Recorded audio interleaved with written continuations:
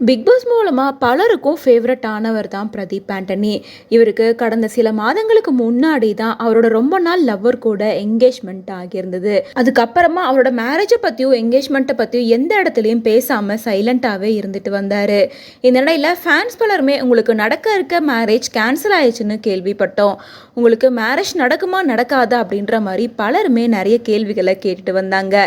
இது எல்லாத்துக்கும் பதில் சொல்கிற மாதிரி ரீசெண்டாக ஒரு இன்டர்வியூவில் பிரதீப் ஆண்டனி தனக்கு மேரேஜ் நடக்குமா நடக்காதா அப்படிங்கிறத பற்றி ஓப்பனப்பாக பேசியிருக்காரு. கடந்த ஜூன் மாதம் இவருக்கு என்கேஜ்மெண்ட் நடந்து முடிஞ்சிருக்கு.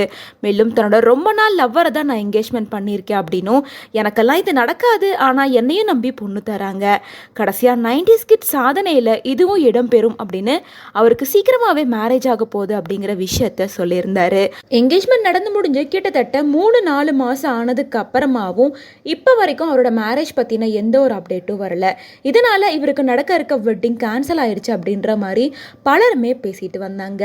இந்த நிலையில் இந்த கொஸ்டினை பற்றி ரீசெண்டாக ஒரு இன்டர்வியூவில் பிரதீப் ஆண்டனி கிட்ட கேட்கும்போது அவர் என்ன சொல்லியிருந்தாருன்னா, எனக்கு கல்யாணம் ஆகணும் அப்படின்னா அதுக்கு முதல்ல காசு வேணும், காசு வந்தால் தான் கல்யாணம் பண்ணணும் அப்படிங்கிறதுல நான் உறுதியாகவும் தெளிவாகவும் இருக்கேன். ஆல்ரெடி நான் அவங்கள ரொம்ப நாளாக லவ் பண்ணி என் கூட இத்தனை வருஷம் ட்ராவல் பண்ணிட்டு தான் இருக்காங்க. என் வீட்டுக்கு மட்டும்தான் நான் அவங்கள கூட்டிகிட்டு வரல, மற்றபடி அவங்க என் மனசில் எப்போவுமே இருப்பாங்க.